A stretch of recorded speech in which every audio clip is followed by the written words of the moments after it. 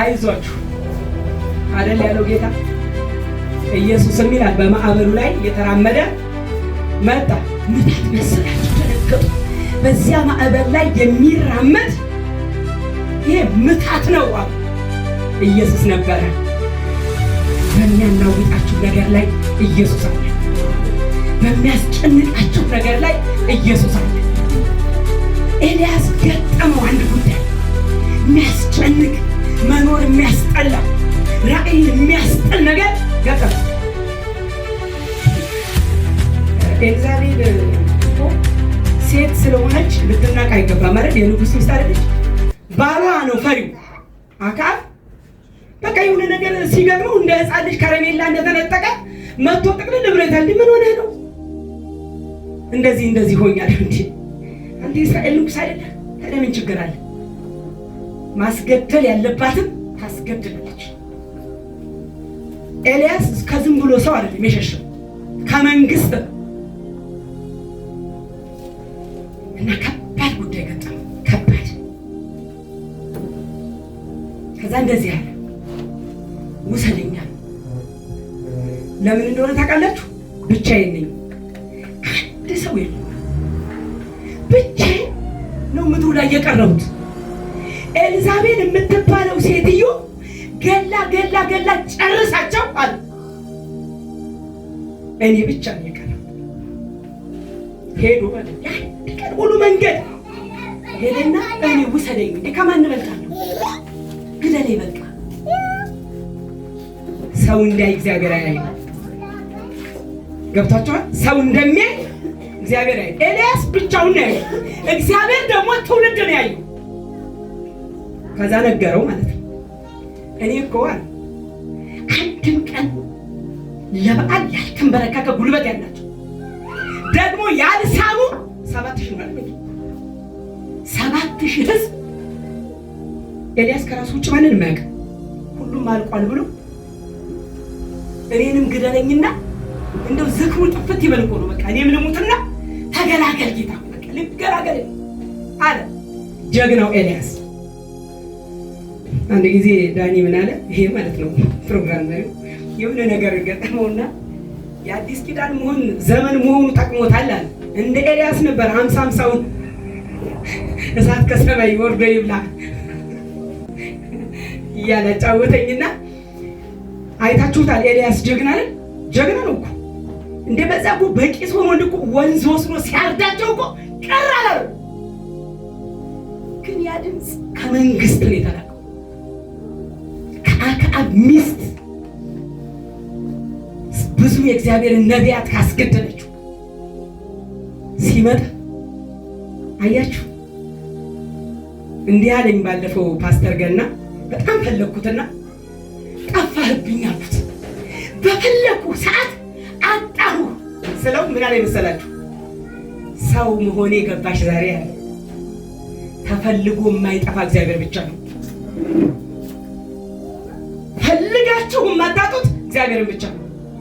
ኃጢአት ብትሰሩ በቃ የሆነ ነገር ውስጥ ብትወርቁ ፈልጎ መጥቶ ብድግ የሚያደርግ አባት እግዚአብሔር ብቻ ነው። የምታምኑት ሰው በብዙ ነገር ይደግፈኛል ያላችሁት ድንገት እናንተ ስትፈልጉት እሱ የለም። ኤልያስም መጣና በዚህ ምን ትሰራለህ?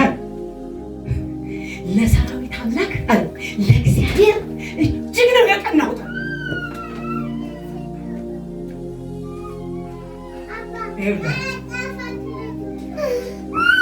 ተነስና ብላ እስከ ኮሬብ ተራራ በልቶ ወጣ። እግዚአብሔር እየቀለበ ቁጭ አደረገው በቁራን። ከዛ እንደዚህ አለ፣ ይኸውልህ እኔ ህዝብ አለኝ ያላየሃቸው አንተ እንጂ እኔ ያየኋቸው በጣም ቆራጥ ይሆኑ። ኤልዛቤልን እንኳን ታላቁን ነቢይ ኤልያስን ያሳደደችውን የሚገላት ሰው ከሱ በኋላ ይተካል። እዩ በእስራኤል ላይ ንጉሥ ይሆናል አሉ። ኤልሳ ደግሞ በፋንታ ነቢይ ይሆናል አሉ። አዛሄል ደግሞ በሶርያ ነው። ስለዚህ ተመለሰ። ዛሬ ድክም ያላችሁ የክርስትና ወዝ ትርጉሙ ጥፍት ላለባችሁ ሰዎች እግዚአብሔር ትውልድ አለው በኋላ እናንተ እዩ የሚባለው ሰው እኮ ምንም አያስቆመው፣ ወሬ አያስቆመው። መንገድ ምንድነው? ሰላም ነው ተከተል። ለወሬ ጊዜ ተቋቁላ ወጣ። ማን ነው ይሄ እያለ ስትታካለች። እሷ ቤተ መንግስቷ ላይ ምንም በቃ ጨካኝ ነው፣ ጨካኝ። ከውድቀት በኋላ የሚነሳ ትውልድ አለ። ከድካም በኋላ የሚነሳ ትውልድ አለ። የኤልያስን እጥፍ መንፈስ ይዞ የተነሳው ኤልሳ እኮ ያን ኤልያስ ሞቶ ቢሆን አያሳዝንም?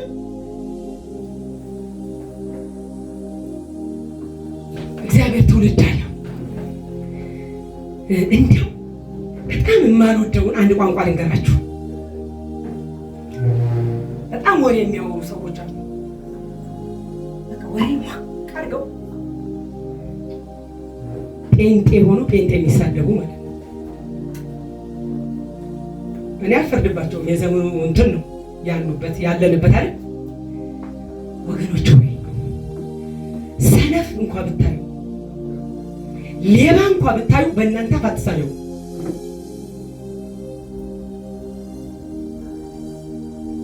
አንድ ሰው በቀደም ቤት የመጣና ያው ታስተናገደ ያላቀው እና አንዲት እህት በቃ ነገረች። በጣም ባለጌ ሰው እንደሆነ ትልቅ ሰው። ከዛ ወዲያው ቀጠል አደረገች። ዝም አልኳት። እኔ መልስ መስጠት አልፈለኩም እና ጴንጤው ዝም በይ አልኳት። ረፊ አሁን ከምትናገሪያቸው ሰዎች መካከል አንቺ ነሽ አንዷ ራስሽ ብዬ ይህንን ቃል ነገርኳት። እግዚአብሔር ትውልድ አለው አልኳት። አዎ ልክ ነው።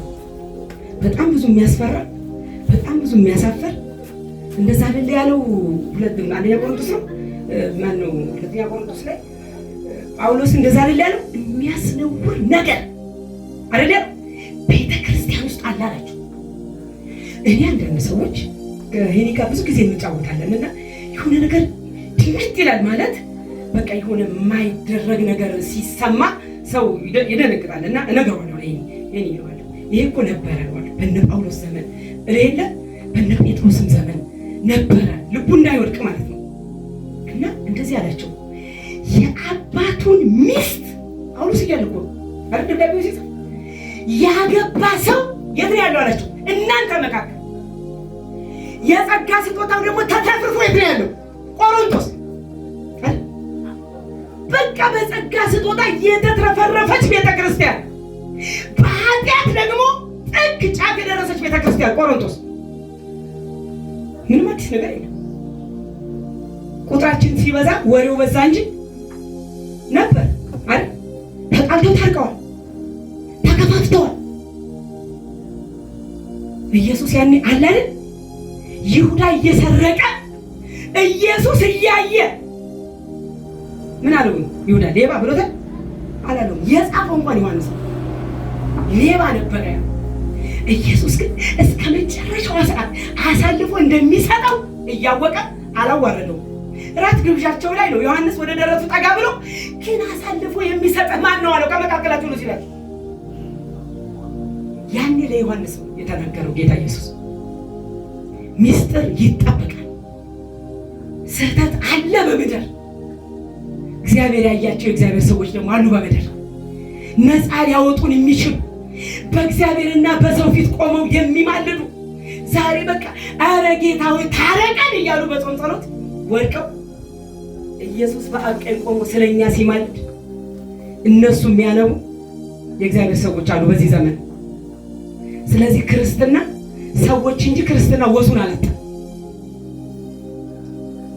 እኔ ብቻ ነኝ ኤልያስ ብቻ። ኤልዛቤል ገላ ጨርሳ። አንዳንድ ጊዜ እኮ ጴንጤ ነኝ ብላችሁ የማታወሩ እናንተ የምታፍሩበት ሰዎች አጠገባችሁ ስለ ጌታ ሲያወሩ እኔ ጴንጤ መሆኔን አላወራም እነዚህ ሰዎች መካከል የሚባሉ ሰዎች አሉ። በቆሮንቶስም ቤተክርስቲያን ነበሩ አይደል? ነበሩ። ጌታ ግን ጌታ ወገኖች ሆይ እኛ ለራሳችን እንደዚህ ጢሞቴዎስን አሁን እናወራለን ካና ጢሞቴዎስን ያኔ ጳውሎስ ምን አለው? ልትመራ የምትችለው ህዝብ አለ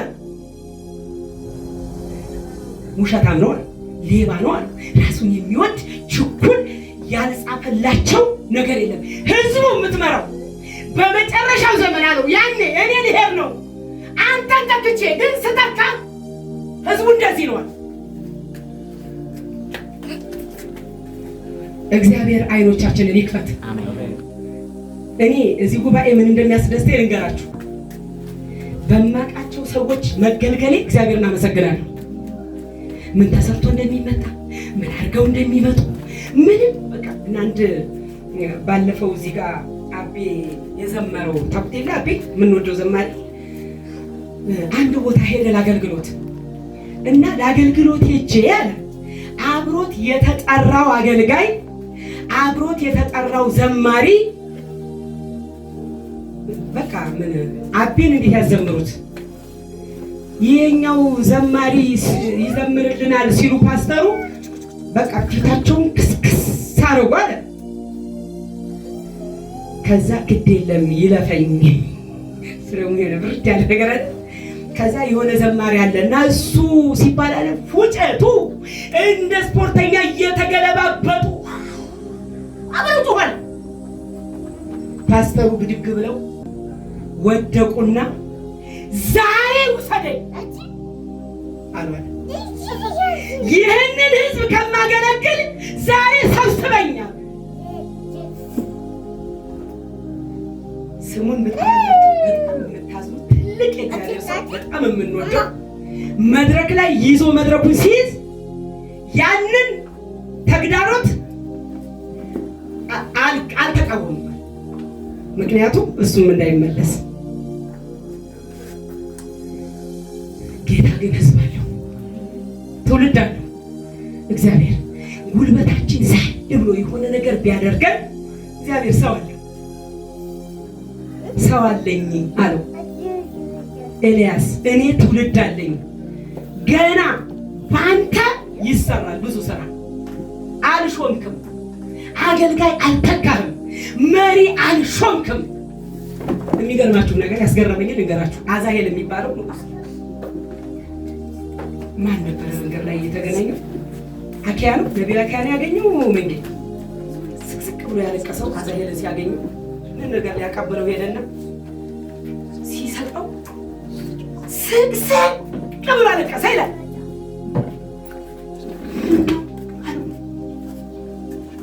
አንተ እኮ በሶሪያ ላይ ንጉሥ ትሆናለህ አለው። ግን ምን አይነት ሰው እንደሆንክ ታውቃለህ? አረመኔ።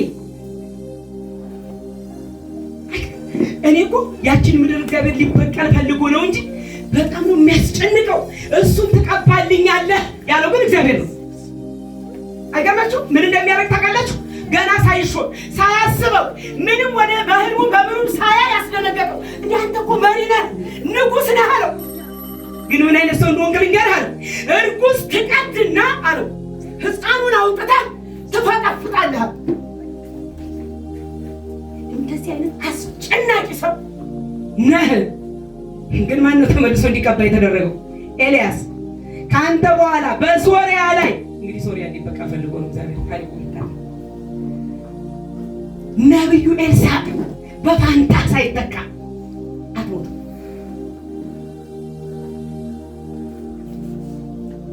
ኤልዛቤልን የሚገለው ወጣቱ እዩ ሳይቀባ አትሞት። 7,000 ህዝብ ሳያመልከኝ አትሞት። ኤልዛቤል ሳትወርቅ አትሞቱ። ጌታ የተባረከ ይሁን። ክርስትና ወዙ ጥፍት ላለባችሁ እንደገና መመለስ ይሁንላችሁ፣ መመለስ ይሁንላችሁ። እኛ ሀገር ያለን ሰዎች ነን፣ እንሄዳለን። ወይ ኢየሱስ ይመጣል ወይ እኛ እንሄዳለን።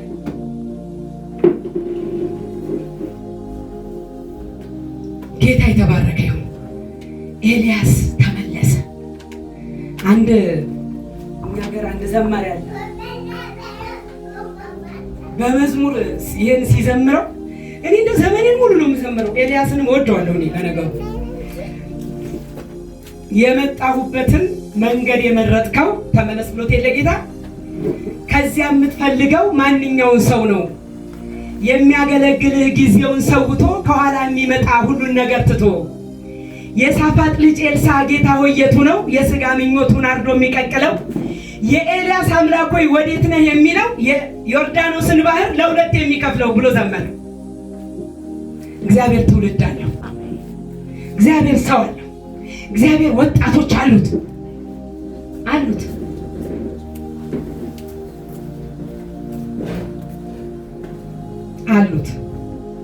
ስለዚህ አይዟችሁ። ምድረ በዳው ያዝላል፣ የሚሰማው ያዝላል አይደል? እግዚአብሔር ግን ትውልድ አለው ትውልድ። አሜን አትሉ? አለው ወገኖች ሆይ እባክህ ተወኛ፣ ትገለኛለች። ኤልዛቤል ጨካኝ ነች፣ በጣም ጨካኝ። ናቡቴን እንዴት አድርጋ እንዳስገደለችው። ናቡቴ በጣም ጻድቅ ሰው ነበር፣ እግዚአብሔርን የሚፈራ። አይታችሁ እንደሆነ አንዳንድ ቲሸርት ላይ ምንድነው የአባቶችን ርስት ምናምን የሚል እየታተመ ምናምን አያለው። እሷ ግን ስጠኝ፣ የአትክልት ቦታህን ስጠኝ ብሎ አክዓብ ንጉሱ ሲጠይቀው ይሄ ከኔ ይራቅ፣ ርስቴን አልሰጥም፣ የአባቶቼ ነው። መጥቶ ጥቅልል ብሎ ተኝቶ ስትመጣ ኤልዛቤል ምን ሆነ ነው አለችው። አይ እንደዚህ ብሎኝ ነው ናቡቴ እምቢ አለኝ መሬቱ። ስለዚህ አንተ አሁን የእስራኤል ንጉስ ነህ አለችው። ቀላልና ጢባት ቢበቅ የምትጫወትበት ነገር ነው። የሚገርመው ግን አሟሟቷን እንኳን የዛን ቀን ኤልያስ የተናገረው በናቡቴ ምክንያት። ከዛ በኋላ ሄደችና ምናምን ሰዎች አይደል የሚለው ወይ አስነሳችና መስክሩበት፣ ናቡቴ ንጉሱንና ሰድቧል ብላችሁ መስክሩበት አለች። ሰምተናል ብለው ምስክር ገደሉት በድንጋይ ወገው። ከዛ በኋላ አክዓብ ሂድ በላለችው። ሂድና ያውልህ ውረስ፣ አስገድየዋለሁ። ወክ እያደረገ ሲዝናና ኤልያስ ከተፍ ጠላቴ ሆይ ያገኘኸኛል፣ አግኝቼሃለሁ፣ ገድለህ ወረስከው ይልሃል እግዚአብሔር። ስማ የናቡቴን ደም ውሾች እንደላሱት ኤልዛቤል እንዲሁ ውሾች ይበላታል። ደስ አይልም እግዚአብሔር? ይኸውላችሁ ንጉሱንም አልፈራውም እኮ ያው እንዝል የለ ጋሌ ድክም ሆነ ደግሞ ተራራው ጥጥ ምናምን በምንልበት ሰዓት 450ውን በቃ እዛ ሸክሽኮ አረዳቸውና ስትሰማ እንዳንዱ ከነዚህ ካረድካቸው ዛሬ እንዳንዱ አረጋለሁ ስትለው ለካ ብቻዬን ነኝ፣ እሷ እኮ ብዙ ጨርሳለች አለ። ብቻችሁን አይደላችሁም። አሜን። የሚያስገርም ትውልድ ይነሳል። አሜን። የሚያስገርም የእግዚአብሔር ክብር በምድሪቱ ላይ ይሆናል። የሚያስገርም አለን ይሆን ያኔ ትውልድ አለ እግዚአብሔር የሚያስነሳው። መጣ 12ቱን ጥማድ በሬ እያረሰ እያለ እሱ አንዱን ይዞ አይደል? ከዛ መጥቶ ነካ ሲያደርገው እባክህ ጠብቀኝ አንዴ ሲለው ምን አድርጌሃለሁ አለ ኤልሳ ማለት ነው። ኤልያስ ኤልሳ በሮቹ ሁለቱን ብቻ ሸካረ ቀንበር መፈሩ ስብርብር አደረገና መስዋዕቱን አቀረበና ተከተለ። በጣም ባለሀብት አይደለ ኤልሳ? እጅ እያስታጠበ ኤልያስን እየተከተለ ከኋላ እቃቃ ጨዋታ አይመስልም። ያን ሁሉ ጥማድ ትቶ በባዶ እግሩ የሚሄድ አንድ ሰው ዘሩ አይታወቅም አይደል? ልመንጌ ኤልያስ ቴስቢያዩ ኤልያስ ገብሩ የከሌ ልጅ የለም ምንም ዘሩ እንኳን አይታወቅም። ብቻ ከቴስቢ ተብሎ ተጻፈ።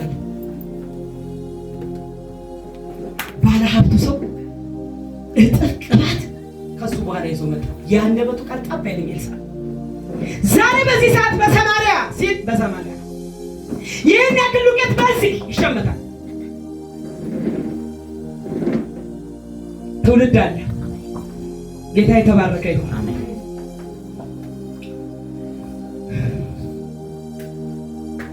አትደነቁ። ምድር ላይ ምንም አዲስ ነገር የለም።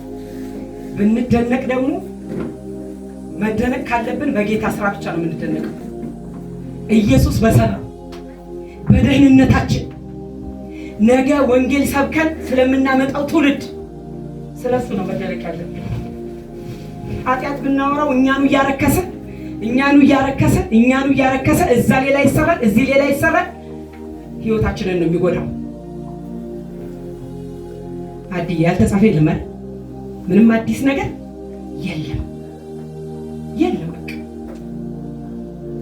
ተካሰው መካከላቸው ሽማግሌ ያለ ተካሰው ፍርድ ቤት ሄደዋል።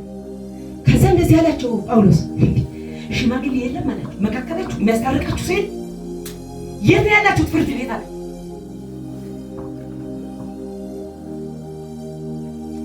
እነሱም የዘጠኝ ወር ኤልያስ እኮ ብዙ ሰዎች ብዙ ነገር ሊሉ ይችላሉ፣ ግን እንትና ሲጽፍ ምን አለ ያዕቆብ በጣም ጥበበኛ ነው። ኤልያስ እንደኛ የመላእክት ዝርያ ሳይሆን አይቀርም የሚሉ ሰዎች ይጠፉ ይመስላችኋል? አይጽፍም ነበር ያዕቆብ፣ ጠቢብ ነው እሱ። የሆነ ሰው ነበረ አለና ዝናብ እንዳይዘንብ አጥብቆ ጸለየ፣ ሰማይን ተዘጋ። ስለዚህ እሱ መልአክ ሳይሆን ሰው ነው። ይህን ካደረገ እኛም ማድረግ እንችላለን ማለት ነው። ጌታን መስማት ይሁንልን፣ እግዚአብሔርን መስማት ይሁንልን ወገኖች። እኔ ይህን ነው የምለው ዛሬ። ምንም አዲስ ነገር የለም።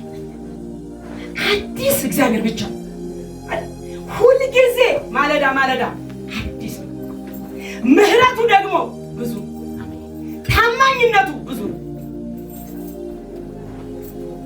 ጌታን ካልፈራችሁ አንድ ዘማሪ ምንድን ነው ያለ? በጓዳዬ ሆኜ ቅዱስ ነህ ስለው በአደባባይ ላይ ስራዬን ሰራው። ጓዳ ስንሰራ አደባባይ ላይ ስራችን ያወራል።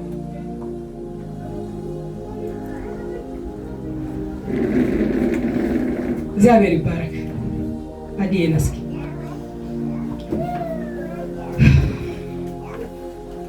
ስለዚህ ትውልድ አለ ትውልድ የሚነሳ ትውልድ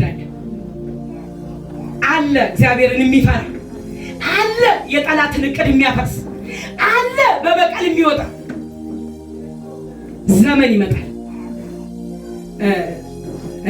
እኔ ለቤቴ ማለት የቃዬ አቀማመጥ ደስ ካላለኝ ከዚህ አንስቼ እዚህ ቀይሬ ቤቴን ማጽዳት ከቻልኩ፣ ቤተሰቤን እንዴት አድርጌ ማስተዳደር ከቻልኩ እግዚአብሔር ትውልድ ማስተዳደር አያቅተውም። አሕዛብ በፊቱ እኛ እንዳሸዋ የምንላቸው ምንድን ናቸው ይላል? በገንቦ እንዳለች ጠብታ ሁላችንን በአንድ ጊዜ ይሰማል። ለሁላችንም በአንዴ ይናገራል። ሁሉም ድምፁን ይሰማል። ዛሬ በምድሪቱ ላይ ባለው አምልኮ በዓለም ዙሪያ እግዚአብሔር ይናገራል። ሁሉም የእግዚአብሔርን ድምፅ ይሰማል። ኢትዮጵያ ይናገራል፣ አሜሪካ ይናገራል፣ አፍሪካ ይናገራል። ሁሉም በአንድ ጊዜ ይናገራል፣ በአንዴ ይሰሙታል። ለጌታ ግን ጠብታ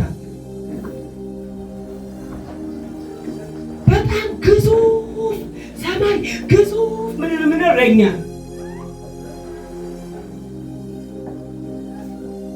እግዚአብሔር ይመስገን። የኛ ጌታ ትልቅ በፊቱ ሁሉም ነገር በገንቦ እንዳለች ጠብታ ነው። ምን አንዴ ይናገራል በብዙ ድምፅ፣ ሁሉም በተለያየ ይሰማል። አሁን ሳወራኔ ሁላችሁም የምትሰሙኝ በተለያየ መንገድ ነው። በሚገባችሁ ቋንቋ እግዚአብሔር ስለሚናገር ለእኔም ለእናንተም እግዚአብሔር ይናገራል። ትውልድ ይመጣል። ለዛ ዘመን ግን ቅሬታ ነው።